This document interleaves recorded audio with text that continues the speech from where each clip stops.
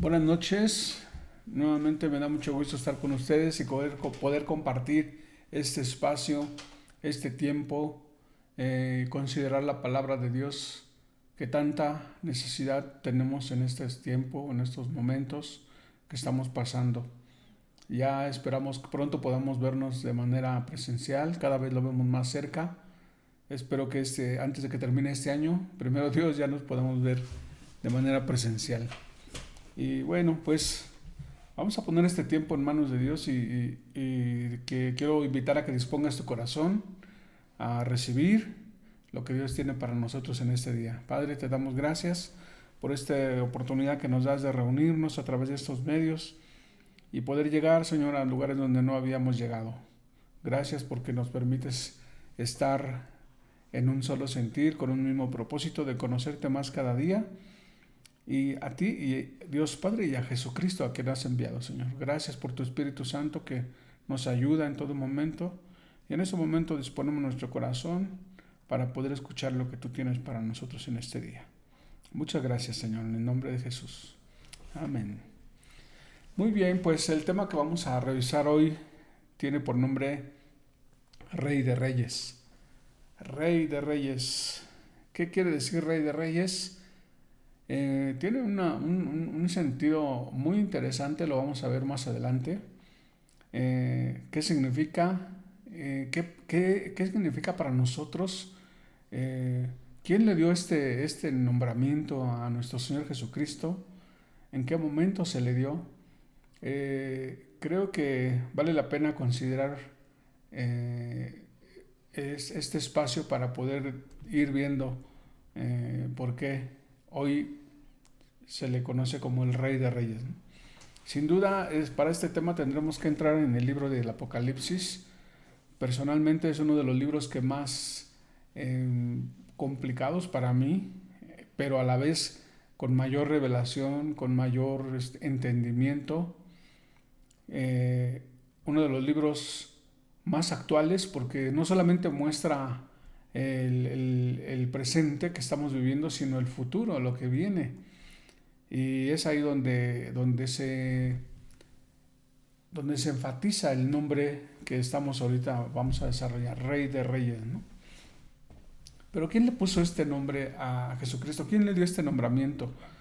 Pues vamos a ver que desde el principio Dios creó los cielos y la tierra. Vamos a ver Génesis 1.1, Génesis 1, capítulo 1, versículo 1 y 2, en la creación. Aquí empieza este propósito. Me encanta porque Jesucristo, aunque leemos en el Antiguo Testamento, Jesucristo es el motivo por el cual se escribió la palabra. Jesucristo es el motivo por el cual Dios dejó ese mensaje para nosotros en su palabra, en la Biblia. Y el propósito original que Dios tenía, pues cambió, se modificó a raíz de la desobediencia de Adán. Vamos a hacer un pequeño, pues, remembranza del principio, de lo que Dios quiso hacer en el principio y que pues después tuvo que retomar un plan y vamos a ir desarrollándolo. Entonces, en el principio dice que Dios creó los cielos y la tierra. Dios creó los cielos y la tierra. Cuando tú volteas a ver la tierra, o sea, los cielos, ves la magnitud de la cantidad de estrellas que hoy en día se han descubierto y que cada una de ellas está en un lugar preciso, la luna en su lugar, la tierra en su lugar, el sol en su lugar, suspendidos en algo. Es impresionante ver cómo Dios tiene todo ese control para que tú y yo podamos vivir en esta tierra con todos los recursos que tenemos. Y cuando dice que creó los cielos y la tierra, y volteas a la tierra y ves la naturaleza y ves toda la creación de Dios y ves todo lo que Dios nos dio de recursos, porque Dios no solamente creó, sino nos dejó los recursos. Y te avientas un clavado a ver el mar y ves la inmensidad y de plantas, de animales que hay marinos en la tierra.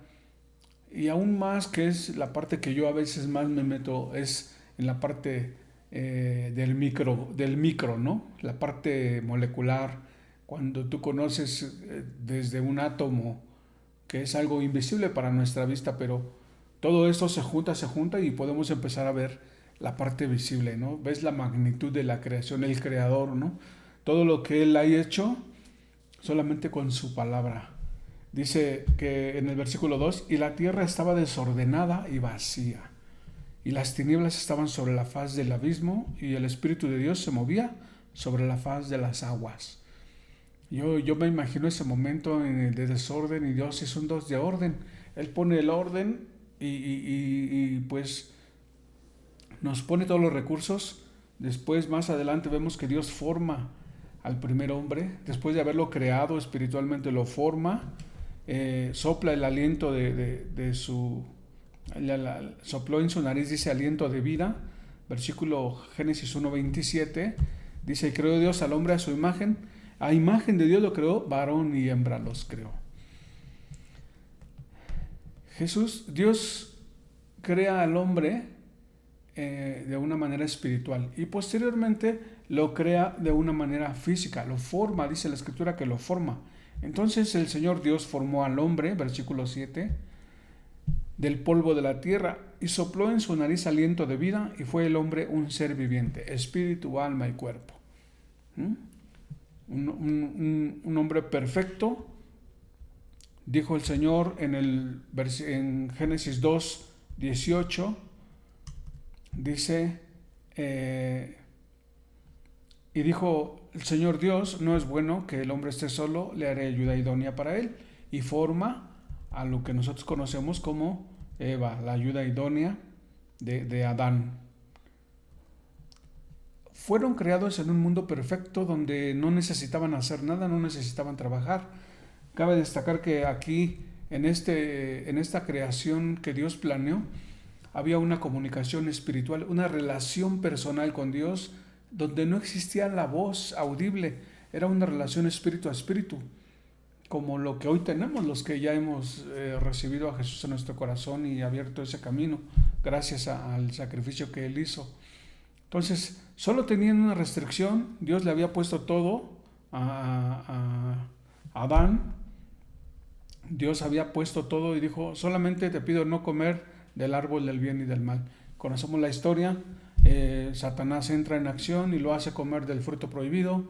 Y en el momento en que comieron se rompió la relación íntima que Dios había planeado originalmente.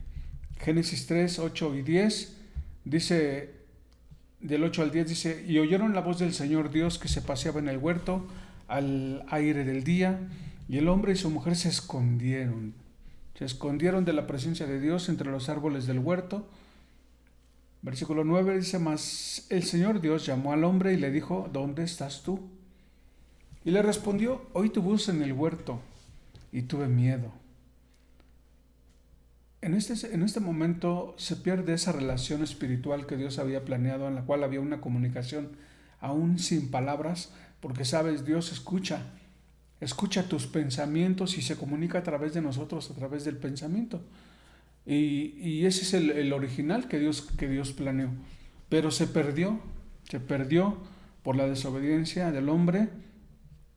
Y el hombre dice, oí tu voz y tuve miedo porque estaba desnudo y me escondí. Dijo, ¿quién te dijo que estabas desnudo? Conocemos la historia, pero aquí es la primera vez en la que pues el hombre aparece el miedo y bueno, sabemos que Dios los saca del Edén donde tenían todo. Y bueno, ahí empieza el plan para el rescate a los seres humanos porque perdimos esa relación con Él. Ahí empieza el plan de Dios para poder revelarnos cómo iba Él a rescatar esa pérdida. En Génesis 18 vemos la historia que Dios empieza a revelar a Abraham, al profeta Abraham, le empieza a revelar el plan. Cuando le pide a su hijo, sabemos que por ejemplo Abraham no podía tener hijos, su esposa Sara era pues ya de muchos años, pero Dios le da la promesa a Abraham de que iba a tener una descendencia, le dice incontable. Sin embargo, pues Abraham entra en ese proceso de fe, porque él no tenía hijos, su esposa no podía tener hijos, pero Dios le da la promesa y conocemos esa parte de la historia donde Dios cumple su promesa en el momento que él decidió. Casi a los 99, 100 años, esta Sara tiene a su hijo, a Isaac, y cuando una de las veces que Abraham va a realizar el sacrificio que se hacía del cordero, vamos a leerlo aquí, dice que Dios probó a Abraham para ver su fe, ¿no? Entonces, cuando Abraham, vamos a ver aquí, que esta prueba que Dios le pone a Abraham, que lo puedes tú ver en Génesis capítulo 18, cuando le pide a su hijo, del cual iba a ser su descendencia, le dice, lleva a tu hijo y sacrifícalo. O sea, dame a tu único hijo. Y ahí Dios nos está revelando dos cosas. Una, que iba a ser a través del único hijo, que iba a rescatar él a la humanidad. Y que a través de ese sacrificio Dios iba a perdonar el pecado del mundo, el pecado del hombre. Entonces Abraham le creyó a Dios. Conocemos que Abraham lleva a su hijo cuando va a hacer el sacrificio, inclusive lo acuesta, y cuando lo va a sacrificar, Dios lo detiene y le dice, ahora sé que me crees, y aparece por ahí entre las ramas un cordero, le dice, toma el cordero, quita a tu hijo y pone el cordero. Entonces, ese sacrificio, ese momento en el que Abraham le cree a Dios, dice que le fue tomado por justicia. Santiago 2:23 dice, y se cumplió la escritura que dice, Abraham creyó a Dios y le fue contado por justicia y fue llamado amigo de Dios. Fue llamado amigo de Dios. Entonces, Dios, al probar a Abraham su obediencia, sus mandatos, pues se gana ese nombramiento, digo, que le fue llamado amigo de Dios y le fue contado por justicia. Acuérdate bien de esta parte que estoy diciendo, le fue contado por justicia. Entonces, Dios estaba revelando en este evento que el hombre debería morir por sus pecados, pero que Él iba a proveer un sacrificio en lugar del sacrificio que nosotros merecemos. Entonces Dios revela a los profetas en el Antiguo Testamento, ya que cómo iba a ser, Dios empieza a revelar que Él enviaría a una persona sin pecado a morir de los descendientes de Abraham. Y esa persona quitaría el pecado y la vergüenza de ellos y su sacrificio abriría entonces para aquellos que creyeran en Él el camino para vivir en comunión con Dios para siempre.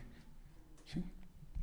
Recobrar, es decir, recobrar esa relación íntima que se tenía en el origen con un lenguaje espiritual, un lenguaje no verbal de una relación íntima. Entonces los profetas llamaron a esa persona el Mesías que vendría a salvar a las personas y a reinar sobre ellas para siempre en el nombre de Dios. Entonces en el Antiguo Testamento encontramos todas las profecías que hablan de la vida y obra de Jesús y en qué momento iba a venir, cómo iba a venir. Y, por ejemplo, Isaías 9 del 6 al 7 profetiza el nacimiento de Jesús. Porque un niño nos es nacido, hijo nos es dado, y el principado sobre su hombro, y se llamará su nombre admirable, consejero, Dios fuerte, Padre eterno, príncipe de paz. Lo dilatado de su imperio y la paz no tendrán límite sobre el trono de David y sobre su reino, disponiéndolo y confirmándolo en juicio y en justicia desde ahora y para siempre. El celo del Señor de los ejércitos hará esto. Isaías lo profetiza, el nacimiento de Jesús. Y también en el libro de Miqueas, solo estoy leyendo unas partes, hay muchas, pero unas para Aquellos que como en algún tiempo yo decía, bueno, si quiero conocer a Dios, conozco a Jesucristo y ya se acabó. Y me olvido del Antiguo Testamento. No, hoy te puedo decir que necesitamos leer el Antiguo Testamento porque ahí vienen muchas revelaciones aún que todavía no se cumplen. Entonces, el libro de Miqueas, en Miqueas 5, versículo 2 dice, pero tú, Belén Éfrata, pequeña para estar entre las familias de Judea, de ti me saldrá el que será Señor en Israel. Y sus salidas son desde el principio, desde los días de la eternidad. Aquí está la profecía de dónde iba a nacer Jesucristo. Entonces, ya en el Nuevo Testamento, vamos a ver aquí en Mateo 1, del 18 al 25, que nos habla cómo es el nacimiento de Jesucristo. Dice que el nacimiento de Jesucristo fue así, dice, estando desposada María, su madre, con José, antes que se juntasen, se halló que había concebido del Espíritu Santo. José, su marido, como era justo, acuérdate de lo justo, y no quería infamarla, quiso dejarla secretamente. Y pensando él en esto, he aquí un ángel del Señor se apareció en su sueño y le dijo, José, hijo de David, no temas recibir a María tu mujer, por lo que en ella es engendrado, del Espíritu Santo es, y dará a luz un hijo, y llamará su nombre Jesús, porque él salvará a su pueblo de sus pecados. Todo esto aconteció para que se cumpliese lo dicho por el Señor, por medio del profeta, cuando dijo, he aquí una virgen concebirá y dará a luz un hijo, y llamará su nombre Jesús, Emmanuel, que traducido es Dios con nosotros. Y despertando José del sueño, hizo como el ángel del Señor le había mandado, y recibió a su mujer. Pero no la conoció hasta que dio a luz a su hijo primogénito, y le puso por nombre Jesús. En Mateo 2, del 1 al 2, nos relata un poco, dice, cuando Jesús nació en Belén de Judea en días del rey Herodes, vinieron del oriente a Jerusalén unos magos, diciendo, ¿dónde está, qué dice ahí, el rey de los judíos que ha nacido? Aquí es la primera vez que se le llama rey, ¿sí? El rey de los judíos que ha nacido, porque su estrella hemos visto en el oriente y venimos a adorarle.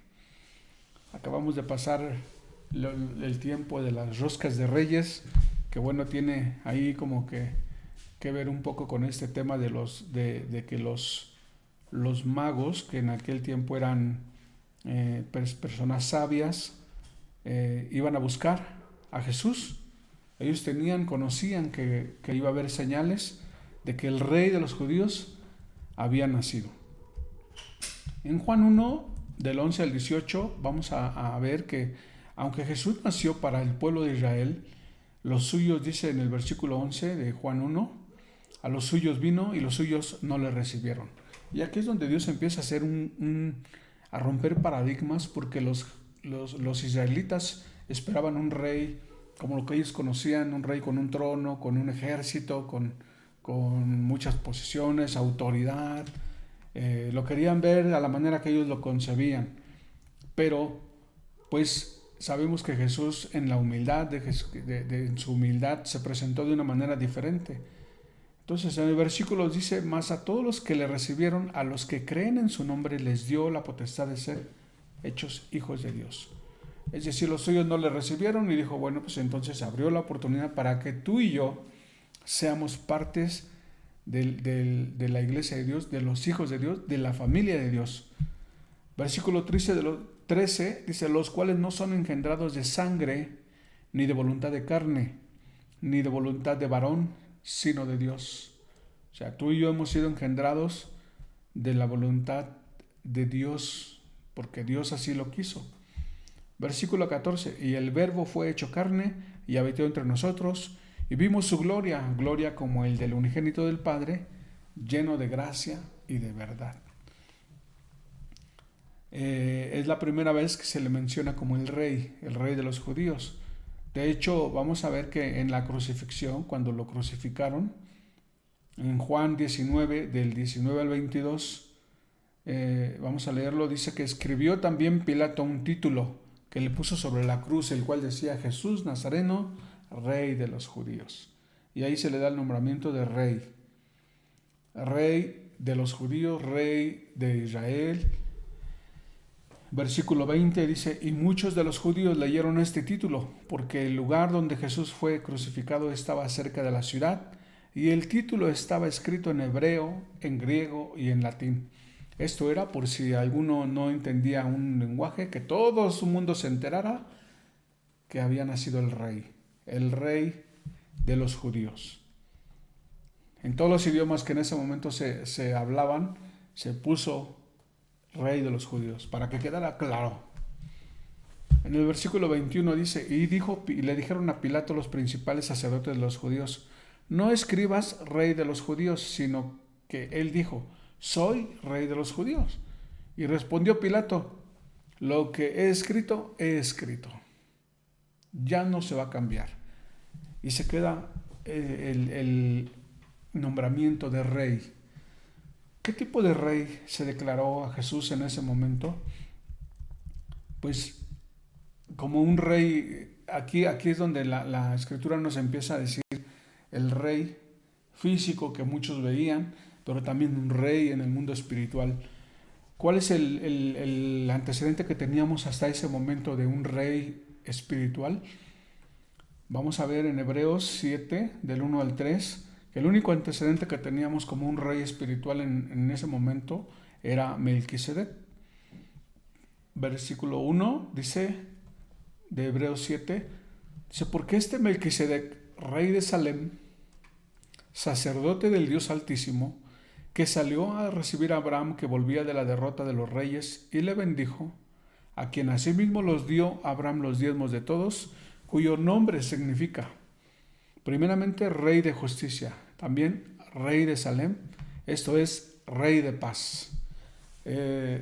Sin padre, sin madre, sin genealogía, que ni tiene principio de días, ni fin de vida, sino hecho semejante, ¿a quién dice? Al Hijo de Dios. Permanece sacerdote para siempre. Dice que este Melquisedec era un rey en el cual de la escritura no se sabe quién era su papá, su mamá o de dónde venía, pero era un rey con la autoridad que tenía, dice aquí en el versículo 3, semejante al Hijo de Dios, que permanece para siempre. Melquisedec era un rey como Jesucristo, pero tal vez de otro reino, que en ese momento tuvo que venir y presentarse con Abraham para hacer para recibir estos diezmos, y quedó grabado. Y el único rey que veíamos en ese momento es Melquisedec. Es de ese nivel espiritual, no del reino físico, sino de un reino que dice donde permanece sacerdote para siempre. Un tipo de rey no solo de esta tierra, sino un rey eterno. Entonces, esa era la única referencia que teníamos en ese entonces, cuando también a Jesús se le da en el Nuevo Testamento ya el rey que dice que es semejante al Hijo de Dios, que fue Melquisedec. En Daniel 7, del 3 al 14, también nos decía aquí, dice: miraba yo en la visión de la noche, y aquí con las nubes del cielo venía uno como el Hijo del Hombre.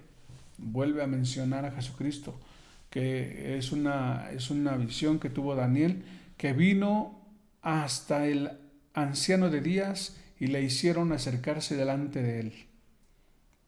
Y le fue dado dominio, gloria y reino, para que todos los pueblos y naciones, lenguas le sirvieran. Su dominio es eterno, que nunca pasará, y su reino, uno que no será destruido.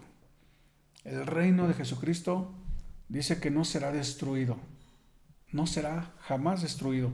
Entonces aquí es cuando ya pues se le da el rey, el nombre, vamos a verlo ahorita más adelante, Rey de Reyes. Rey de Reyes. Este reino al que Jesucristo es rey es un reino inconmovible, es un reino al que pertenecemos tú y yo. Pero qué parte en el reino, en este reino inconmovible somos tú y yo? Bueno, la Escritura nos dice en Apocalipsis, me gusta esta parte porque aquí es donde se le da el nombramiento de rey de reyes. Ya no solamente un rey de un mundo físico en la tierra, sino un rey en el mundo espiritual, en su reino, porque Jesucristo dijo, yo no soy de este mundo, mi reino soy de otro reino, un reino de Dios. Entonces, rey de reyes es rey de la tierra y rey del reino de Dios, un reino inconmovible, un reino al que tú y yo pertenecemos. Apocalipsis 19, versículo 14 dice, y los ejércitos celestiales, y aquí ya estamos hablando de una visión de Juan en el Apocalipsis, dice, y los ejércitos celestiales vestidos de lino finísimo, blanco y limpio, le seguían en caballos blancos. De su boca sale una espada aguda para herir con ella a las naciones, y él las regía con vara de hierro. Y él pisa el lagar del vino del furor y de la ira de Dios Todopoderoso. Y en su vestidura y en su muslo tiene escrito este nombre: Rey de Reyes y Señor de Señores. Rey de Reyes. Una visión de Juan donde Juan ve a Jesucristo con este nombre escrito en su muslo, Rey de Reyes. Pero mira, aquí vamos a ver esta parte del Apocalipsis que también nos está diciendo una parte literal, pero también nos habla de una parte espiritual. Regresamos al versículo 14, dice, y los ejércitos celestiales vestidos de lino fino, blanco y limpio. Lino fino, vestidos de lino finísimo, blanco y limpio. ¿Qué quiere decir el lino fino, blanco y limpio? Si lo hablamos de manera literal, es una vestimenta de pulcritud, de limpieza, de bien vestido, pero también tiene un significado espiritual, el lino fino, y ahorita lo vamos a ver, el sentido espiritual. Y luego dice en el versículo 15, de su boca salía una espada aguda. O sea, es como difícil imaginarse que venía una espada saliendo de su boca. Lo que nos está dando no es solamente físico, sino un lenguaje espiritual. ¿Cuál es la espada de la que la Escritura habla? Conocemos que hay un versículo que dice que la palabra es como espada de dos filos que penetra hasta partir el alma, los huesos, las coyunturas y los tuétanos. Está hablando de la palabra. Entonces, vamos a ver qué quiere decir si Jesucristo está vestido de lino finísimo, blanco y limpio. ¿Qué quiere decir eso de lino finísimo? También viene la definición, y aquí yo te invito a que cuando tú leas la Escritura busques qué es lo que quiere decir ese significado en la Biblia. Porque toda la Escritura nos da una definición bíblica. Si tú buscas la definición de amor en la Real Academia, te va a dar una definición X, pero búscalo en la Biblia y ahí viene la definición de amor. Si quieres saber qué es la humildad, buscas en la Real Academia Española, te va a dar una definición que no está mal, pero no es lo que Dios quiere decir. En la Biblia trae su propia definición. Y aquí viene la propia definición del lino fino. Entonces,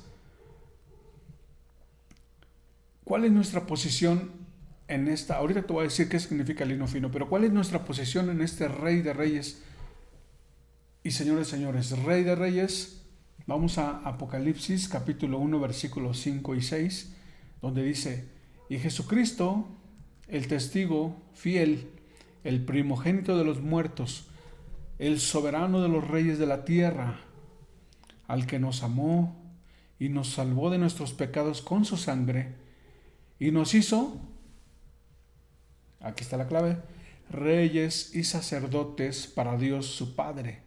A Él sea la gloria e imperio por los siglos de los siglos. Amén. Dice que Jesucristo nos hizo reyes y sacerdotes. Entonces Jesús es rey de reyes. ¿Rey de quién? De reyes en la tierra, de reyes en el Espíritu, que Él nos dio ese nombramiento. Reyes y sacerdotes para Dios su Padre. Entonces tú y yo somos reyes y tenemos un rey de reyes. Entonces, una visión de Juan acerca del reinado de Jesucristo en la tierra también está en Apocalipsis 5, del 10 al 11. Dice en el 10, y nos ha hecho para nuestro Dios nuevamente reyes y sacerdotes, y reinaremos sobre la tierra. Versículo 11, y miré y oí la voz de muchos ángeles alrededor del trono, y de los seres vivientes, y de los ancianos, y su número era millones de millones. Ahí estamos tú y yo. Ahí estamos tú y yo con ese Rey de Reyes. Dice que reinaremos sobre la tierra. Reinaremos sobre la tierra. Va a haber un periodo en el que Jesucristo viene a reinar la tierra con sus reyes, contigo y conmigo. Lo habla el Apocalipsis, no lo digo yo, lo dice en la Biblia. Así que tú y yo somos reyes y sacerdotes y tenemos un Rey de Reyes. Y quiero que tomes esto porque también cuando Dios nos da un nombramiento de reyes para su gloria, Él también da unas instrucciones para los reyes. Entonces, cuando Dios establecía a una persona como rey, no solo le daba el nombramiento, la autoridad, sino le daba unos lineamientos. Vamos a ver cuáles son los lineamientos que Dios les daba. Eso está en Deuteronomios capítulo 17, versículo 18 al 20. Dice, versículo 18, y cuando se sienten sobre el trono de su reino, está hablando Dios a los reyes, entonces escribirá para sí en un libro una copia de esta ley, del original que está al cuidado de los sacerdotes levitas. En esta primera parte Dios nos pide, a manera de nosotros conocerlo más y estar bien claros y tener sabiduría y tener discernimiento y tener todas las cualidades que Dios quiere que un rey tenga. Dice, número 1, vas a escribir para sí, o sea, para ti mismo, en un libro una copia de esta ley. Entonces yo te invito a que tú, cuando leas la Biblia, vayas escribiendo una parte. Hacíamos nosotros un ejercicio con proverbios. Tú lo vas leyendo y lo vas anotando, lo vas leyendo y lo vas anotando. Y de esa manera te está quedando la palabra más grabada que cuando solamente lees. Entonces tú la lees, la anotas, la meditas, te va a quedar más grabada.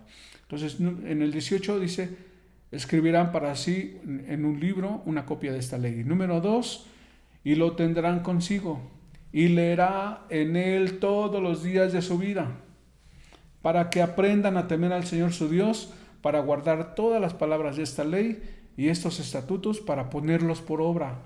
Ese es el segundo lineamiento que le daba a los reyes. Leerán todos los días de su vida. Yo te pregunto, ¿tú lees todos los días de tu vida como rey?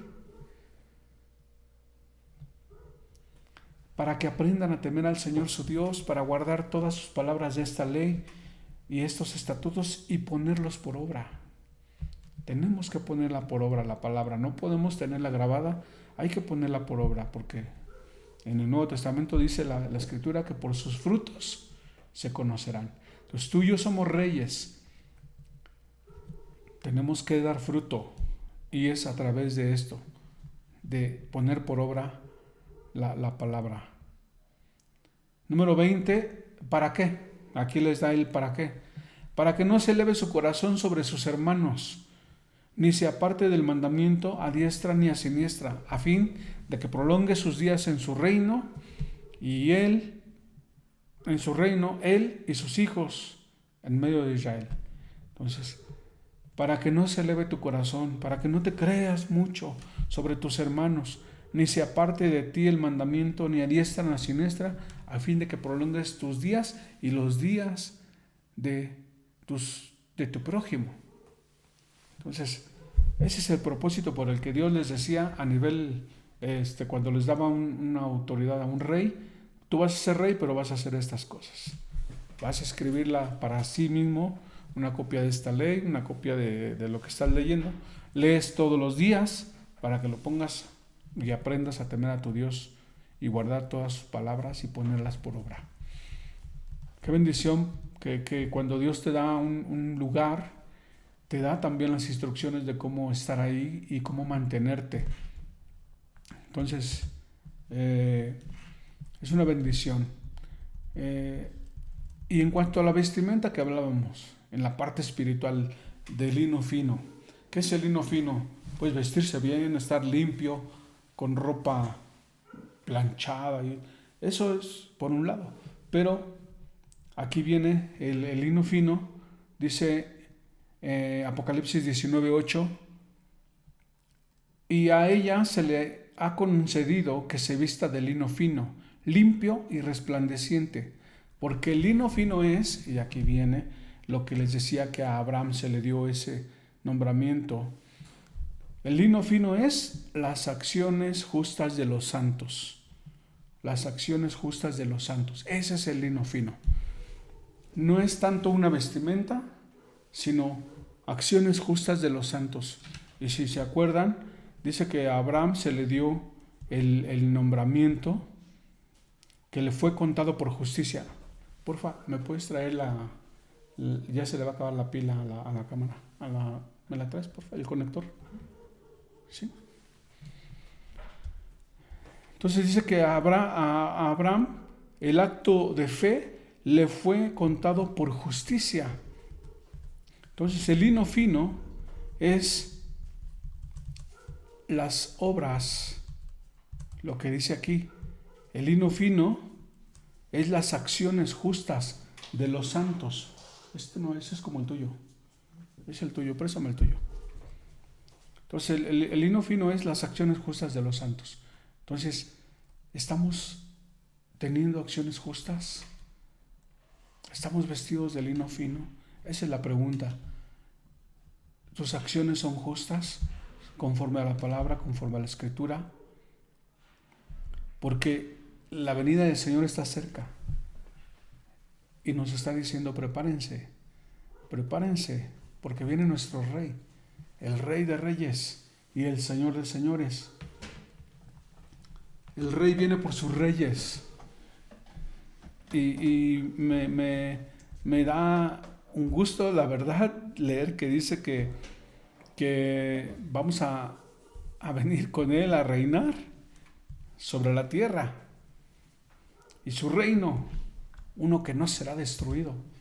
Estamos invitados a ese reino inconmovible, a ese reino al que tú y yo pertenecemos, donde tenemos un nombramiento de reyes que se nos ha dado para reyes y sacerdotes, para Dios su Padre. Así nos da ese nombramiento Jesús.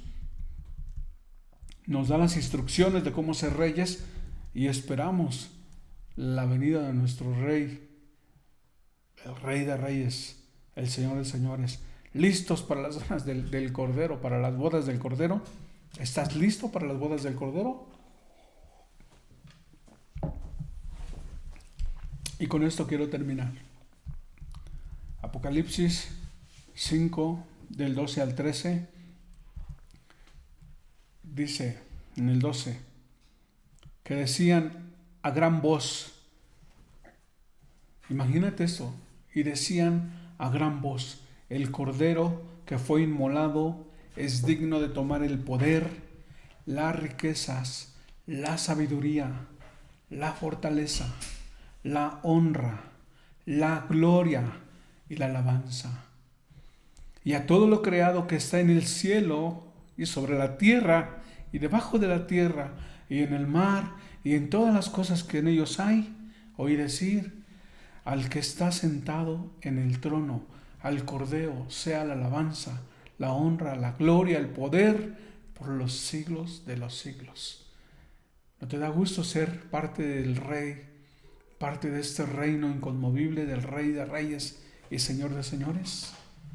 Amén. Amén. Quiero repetir este versículo 12 y 13 del Apocalipsis. Y decían a gran voz: el Cordero que fue inmolado es digno de tomar el poder, la riqueza, la sabiduría, la fortaleza, la honra, la gloria y la alabanza. Y a todo lo creado que está en el cielo, sobre la tierra, debajo de la tierra, en el mar, en las cosas que en ellos hay, oí decir: al que está sentado en el trono y al Cordero sea la alabanza, la honra, la gloria, el poder por los siglos de los siglos. Amén. Que tengas una excelente semana, resto de la semana y bendecida. Un placer haber compartido contigo en esta noche. Que Dios te bendiga.